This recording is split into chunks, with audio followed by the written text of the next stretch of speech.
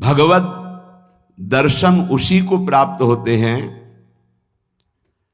जिसकी भगवत दर्शन की प्रबल उत्कंठा के लिए 4 बातें जीवन में आ जाएं। पहला, नित्य निरंतर नाम जप रसिकों के संग से। शर्त है रसिकों के संग, भजन न होई संग बिन। हे मनमानी नहीं होता, रसिकों के संग से भजन की वृत्ति। प्रमाणित भजन होना चाहिए, आचार्य परंपरा, गुरु परंपरा से। दूसरा, भगवद विग्रह को साक्षात भगवान का स्वरूप मानना। जैसे कुछ ऐसे भाव वाले लोग हैं कि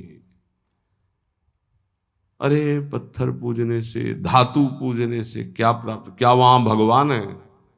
कौन सा तुम्हें ज्ञान है भाई? कौन सा ज्ञान है?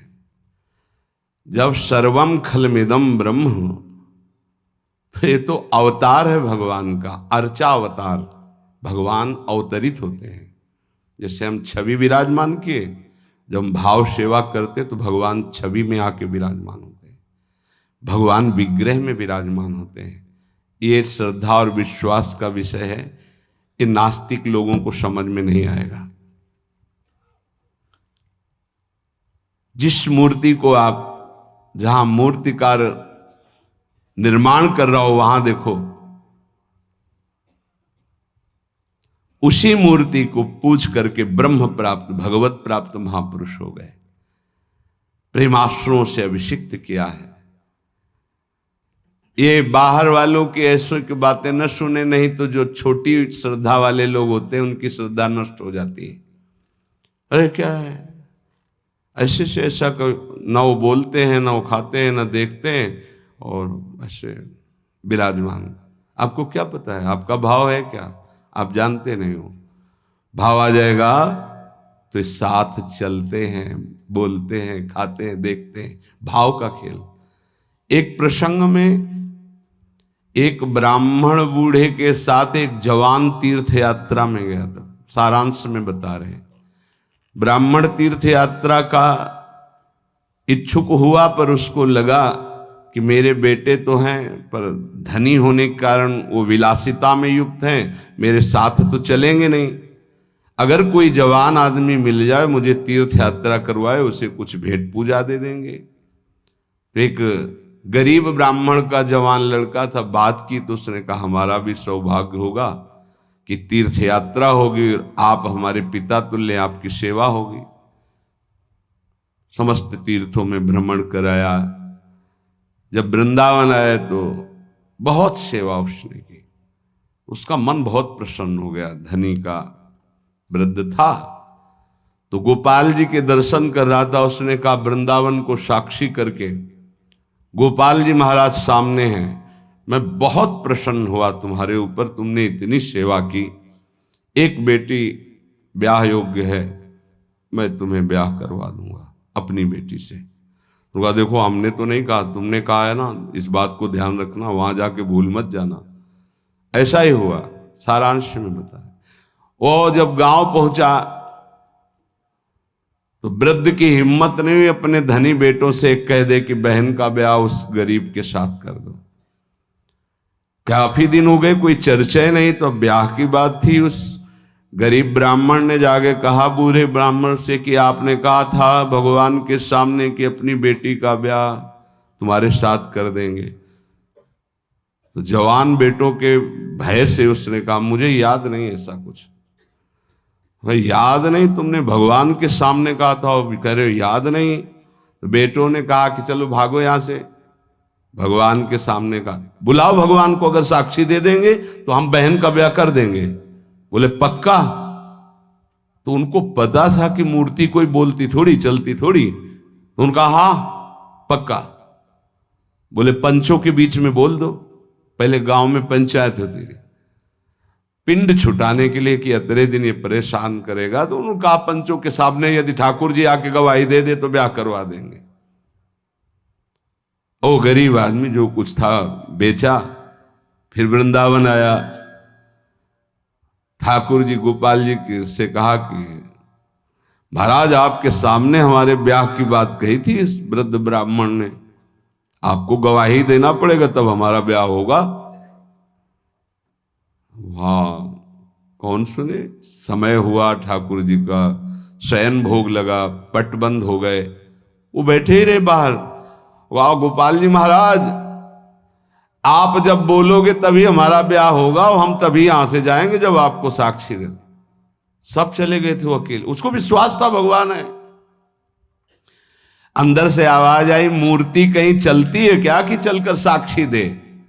बोले महाराज मूर्ति बोलती थोड़ी है, आपने बोला ना तो आओ निकल के बाहर। अब उनके लिए कोई पर्दा है क्या? ललित त्रिभंगी वैसे।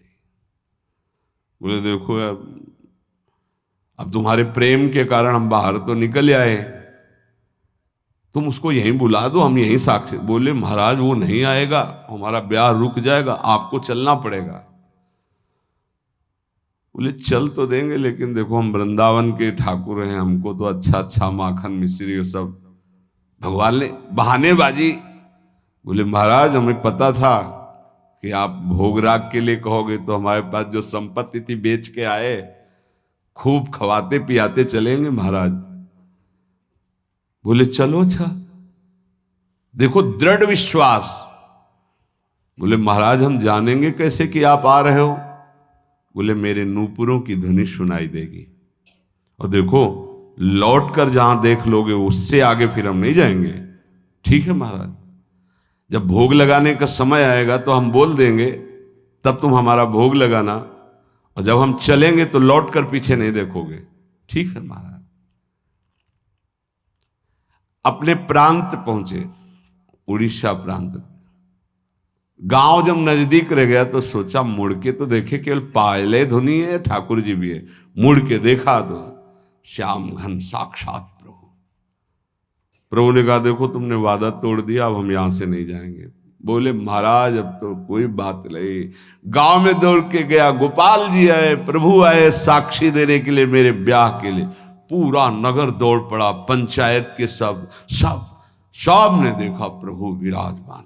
अब किसी की हिम्मत थोड़ी थी कि पूछ ले, जबरदस्ती उस बुढ़े से कहा ब्याह करो भगवान वृंदावन से साक्षी। आज भी साक्षी गोपाल के रूप में भगवान विराजमान। क्या हुआ?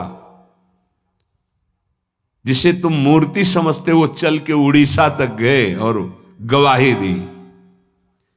विट्ठल भगवान बातचीत करते थे तुकाराम जी से, नामदेव जी से, इन बड़े बड़े संतों से।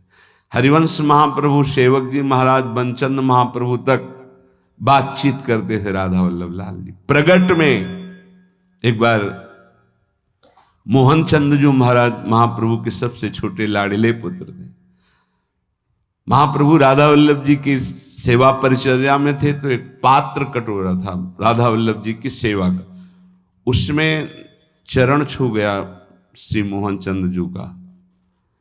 महाप्रभु ने एक शपथ मारी, प्रभु के पात्रों को ऐसे। राधा वल्लभ जी के जब पत्रावली कर रहे थे तो कपोल में अंगुली बनी, तो उनका जय जय आप। तो बोले मोहन चंद के रूप में मैं ही तो अब खेल रहा हूं अपने पात्र, तुमने वहां मारा मुझे देखो लगा।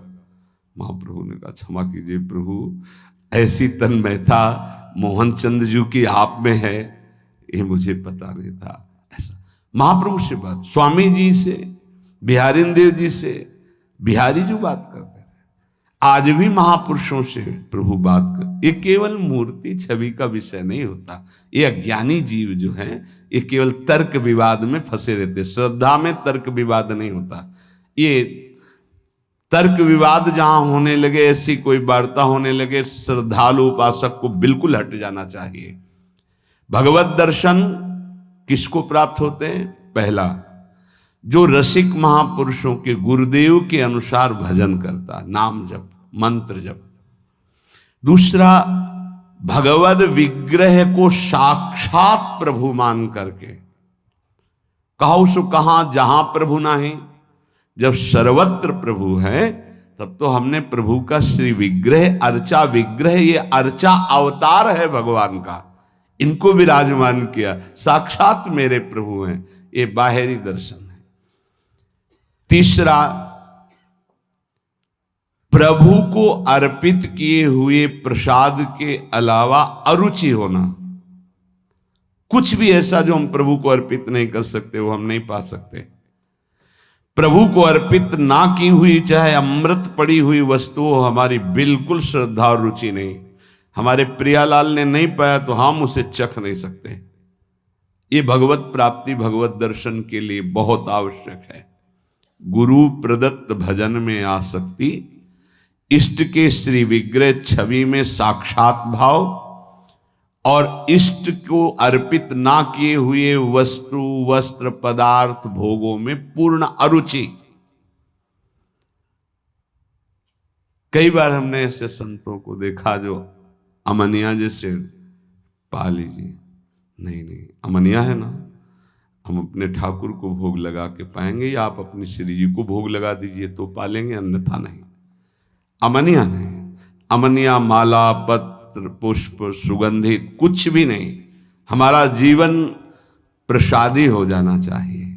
ये बहुत ध्यान से अपनी दिनचर्या में देखिए कि कभी अमनिया मत पाइए। चौथा, सहनशील। ये बहुत आवश्यक है। बहुत सहनशील उपासक को होना चाहिए। जितना सहोगे उतनी भक्ति प्रकाशित होगी। सैत सैत बाढ़े भगति, गृह तनु गुरु हितगार। गुरुदेव को समर्पित जीवन और सहनशीलता, निश्चित भगवत दर्शन। 4 बातों से निश्चित भगवत दर्शन हो जाता है। ये बहुत खास बात है जिसको धारण करना बहुत कठिन है, पर गुरु कृपा पात्र बहुत सरल ढंग से इसे निर्वाह कर ले जाता है। क्या? किसी से मतलब नहीं। इस मार्ग के उपासक किसी से मतलब नहीं। पहले तो कहा पीछे वाले में कि जो विषयी पुरुषों का समूह है उनके संग से भयभीत रहे, कभी संग न करे। अब आगे वाले में कहा महान संगा नाम। किसका ये स्वरूप होता है?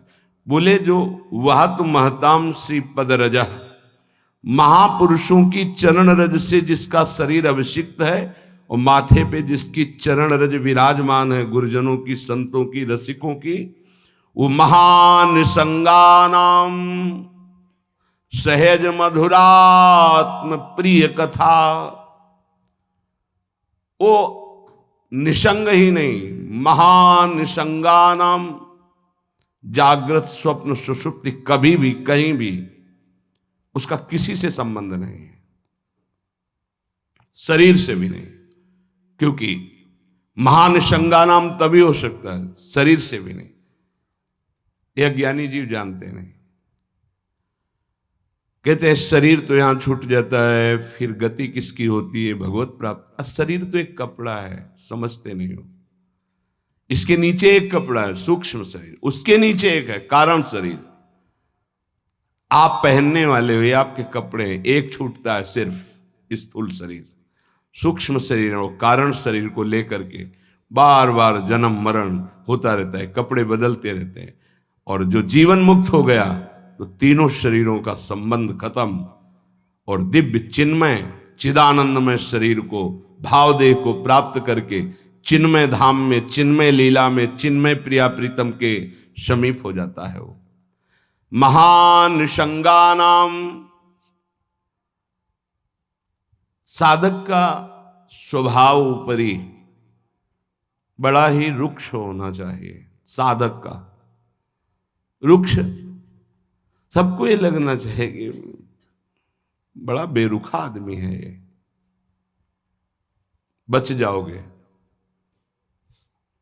गोस्वामी जी ने भी लिखा है, गिरा अरथ जल बीच सम, कहियत भिन्न न भिन्न, बंदों सीता राम पद, जिन्हि परम प्रिय खिन्न। खिन्न मानसा, किसी से कोई संबंध नहीं।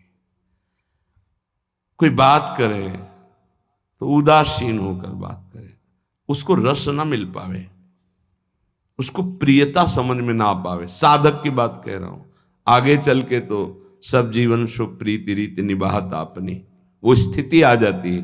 पर साधक को चाहिए वो अपना बाहरी स्वभाव उदासीन रखे, खिन्न रखे। ये हर समय भौं चढ़ा के बात करते हैं, इनका तो कोई प्रेमवादी से लगना चाहिए। मुस्कुरा करके बात करना, ये आगे चलकर आता है। हंसी बोले बहुमान दे, बहुमान किसको दे रहा? आराध्य देव को। वो हंस किससे रहा? आराध्य देव से। साधक की हर समय स्थिति ऐसी नहीं होती, इसलिए उदासीन अति रही गोसाई। पूज्य श्री गोस्वामी जी महाराज कहते हैं साधक को उदासीन रहना चाहिए, बाहर से गंभीर, हंसी मजाक बातचीत गंभीर। सत्य बात तुम्हें बता दी, स्वीकार करो ना स्वीकार करो, आगे चलती है। उदासीनता, गंभीरता, खिन्नता ये साधक के स्वभाव में होनी चाहिए। बहुत मिलनुआ स्वभाव, हंसकर बात करना, ये आगे चलकर, अभी नहीं। उसको दबाओ उस वृत्ति को। बगल से कोई निकल गया, आपको राधे श्याम कहने की स्मृति उससे नहीं आनी चाहिए। कौन निकला आपको पता नहीं। दर्शन कर रहे हैं, कभी कभी यह भी पता नहीं चलता कि प्रभु पोशाक कौन धारण किए। अगर नेत्र में नेत्र मिले तो 1 घंटा दर्शन हुआ तो केवल नेत्रों का ही दर्शन हुआ। पत्रावली कपोल में कैसी बनी ये भी याद नहीं रहा। ऐसी होती एकाग्रता। सत्संग सुनने गए तो सिर्फ वक्ता की मुखाकृति और वचन, आप बैठे आसपास आपके कौन बैठा आपको कोई परिचय नहीं। ऐसी महानिसंगता उपासक को चाहिए। ये कब आती है? जैसे जड़ भरत जी रहुगण को कहा कि महापुरुषों की चरण रज से अभिषिक्त होने पर ही ये ब्रह्मबोध होता है। प्रहलाद जी ने कहा निष्किंचना नाम न वृणीत यावत, जब तक निष्किंचन महापुरुषों की चरण रज नहीं लगेगी तब तक ऐसी निष्ठा नहीं होती जैसी मेरी है। शिरो में शोल्लासम वहत महताम सी पद रजा, ये महत पद रज कहां मिलेगी? हर कण वृंदावन का ये महापुरुषों की चरण रज, प्रियाजू की चरण रज महापुरुषों के आंसुओं से भींगा हुआ है। जहां की भी रज मिले उसे अपने धरोहर के रूप में, संपत्ति के रूप में, जैसे बहुत बड़ी क्या धरोहर, ये प्रिया प्रीतम की संपत्ति, प्रेम संपत्ति प्रदान करने वाली, इसे आप लगाओगे तो आप सुरक्षित हो जाओगे। ये कवच है। कई बार शास्त्रों बारे चर्चा हुई है, पर बड़े भाग्यशाली साधक उपासक उपासिका होंगी जो इस बात को स्वीकार किए हैं कि रोज स्नान के बाद शरीर में रज लगाते हैं। ना करते हो तो फिर सुन लो, तुम्हारे हृदय को ये विकार तब तक जलाएंगे जब तक प्रेम रस के योग्य नहीं हो जाएगा। उस जलन को सहने के लिए ये सद्यो वशीकरण चूर्ण मनंत शक्तिम तम राधिका चरण रेणु मनुष्मरामी, ये श्री जी की चरण रज है जो आपको संभालेगी, कवच का काम करेगी। आपके शरीर में चरण रज लगी रहनी चाहिए। बिल्कुल मान लीजिए, अगर ये मान लोगे तो बहुत बड़ी वस्तु आपको प्राप्त होगी। शरीर में वृंदावन की रज लगी है, शरीर छूट जाए तो भगवत प्राप्ति हो जाएगी। मान लीजिए, बहुत बड़ी बात है। धन्य है वो उपासक जो रजोपसेवी है, रज लगाते हैं। एक ब्रजवासी आए, उन्होंने प्रश्न किया कि आपके जुगल उपासना में तो काली बिंदी लगती है, आप क्यों नहीं लगाते हैं? श्री कहते हैं उसे, काली बिंदी और सिंदूर की बिंदी। पूज्य श्री सदगुरुदेव भगवान ने आदेश किया, त्रिपुंड लगाते थे जब शरणागति का, कि हम आचार्य आज्ञा से चलते हैं। आचार्य ने पत्र में लिखा था, वृंदावन रजोपसेवी जोरी सुमिरन बाचनो, वृंदावन नित्य बिहार चंदन लेनो। तो रजोपसेवी जोरी है तो रज का तिलक है, और बिहार चंदन जो प्रसादी है वो ये लगा है। बस वो कोई वृंदावन की वस्तु नहीं है जो काली टिक्की है। ये वृंदावन की रज और वृंदावनेश्वरी का प्रसादी चंदन, इसके सिवा तो ब्रह्मा जी भी आकर कहें तो हमारी समझ में नहीं आएगा, क्योंकि गुरु के वाक्य के आगे किसी का नहीं। वृंदावन रजरानी, वृंदावन वृंदावनेश्वरी, इनमें हमारी अनन्य आसक्ति हो जाए। जो लगाते हैं उनको प्रणाम है, पर हमारी गुरु आज्ञा है। आचार्य श्री हितजू महाराज, वृंदावन रजोप सेवी हरिवंश जोरी सुमिरन बाचनो, वृंदावन नित्य विहार चंदन लेनो, आज्ञा है, उसी का पालन है।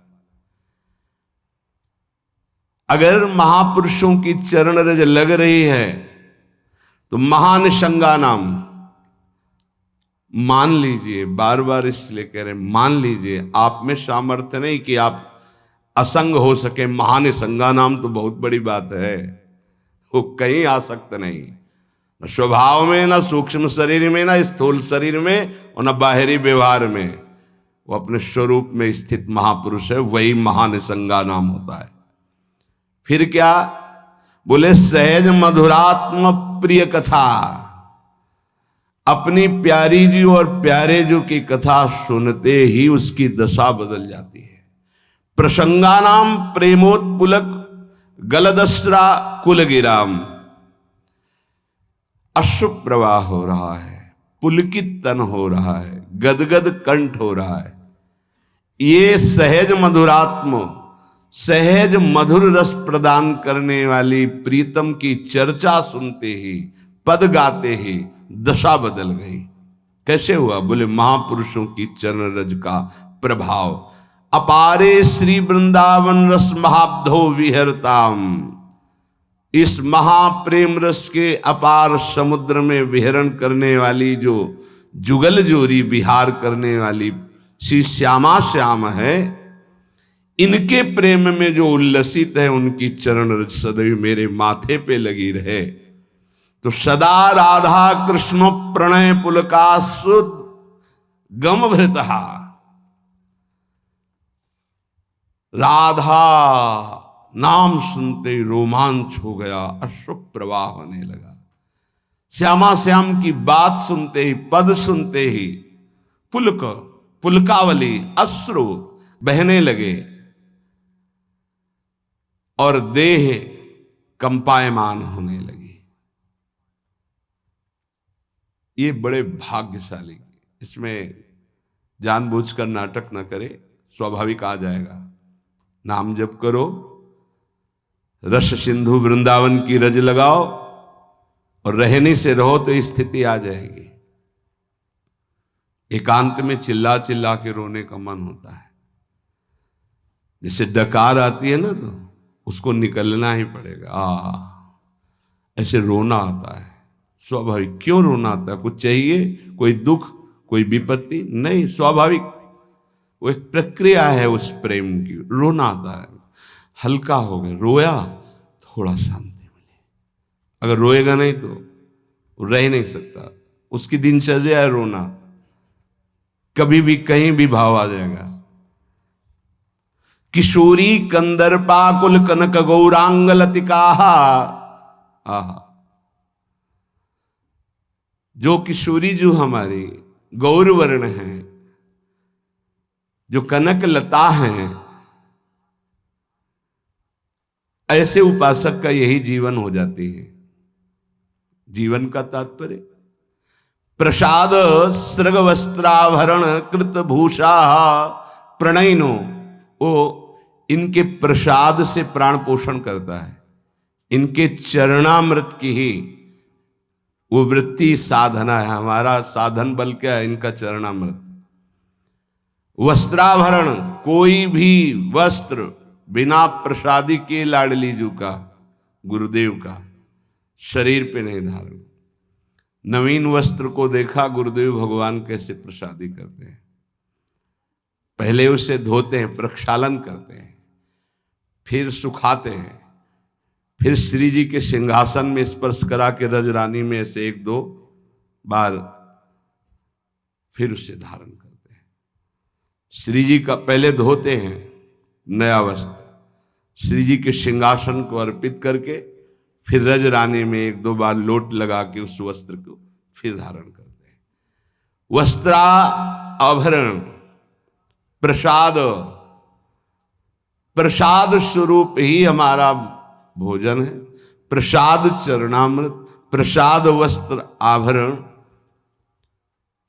प्रसादी माला, प्रसादी पुष्प, प्रसादी इत्र, इनका बड़ा आदर करें। श्री जी का प्रसाद यही हमारा जीवन है। अगर अमनिया आप पाते हैं तो आपके हृदय में भाव सूखने लगेगा। अगर जग भी गया है, अमनिया जल भी नहीं, अमनिया भोजन भी नहीं, प्रसाद। प्रपद्ये श्री वृंदावन भुवि विचित्राखिल कलाहा, समस्त कलाओं में जानने वाली शिरोमणि श्री लाडली जो ऐसे उपासक के हृदय में अपनी समस्त कलाएं प्रकाशित कर देती, अर्थात वो सहचरी भाव को प्राप्त हो जाता है। विचित्र अखिल संगीत गायन कलाओं का, चतुरता का वो मूर्तिमान स्वरूप हो जाता है। ऐसे में वृंदावन की भूमि में उन प्रेमी जनों का आश्रय लेता हूं जो ऐसे जिनका जीवन हो गया है महानिशंगा नाम, किसी से संपर्क नहीं, और श्री जी के प्रति किशोरी कंदर्पाकुल कनक गौरांग लतिका, जो गौरांगी श्री प्रिया जो हैं, लाडली जो हैं, जो श्याम तमाल की कनक बेल की तरह विराजमान हैं, ऐसी श्री स्वामिनी जी के प्रसादी से ही जिसका जीवन यापन होता है। ऐसे में रसिकों को इस वृंदावन भूमि में माथा रखकर प्रणाम करके उनकी चरण धूलि माथे पे धारण करता और उनका संग करने की अभिलाषा करता हूं। ये भगवान की विशेष कृपा है कि हमें ऐसे महापुरुष रहनी बता रहे हैं। अगर प्रसाद का आप महत्व धारण करना प्रारंभ कर दिए हैं तो बहुत जल्दी प्रेम जागृत होगा। प्रसाद पर प्रसाद बुद्धि रखिए, राग द्वेष उस पर न रखिए। ये पदार्थ नहीं पाना है, ये पदार्थ अनुकूल है। प्रसाद में प्रसाद बुद्धि रखिए, न फल बुद्धि, न अन्न बुद्धि, न भोजन बुद्धि, न स्वाद बुद्धि, प्रसाद बुद्धि रखिए।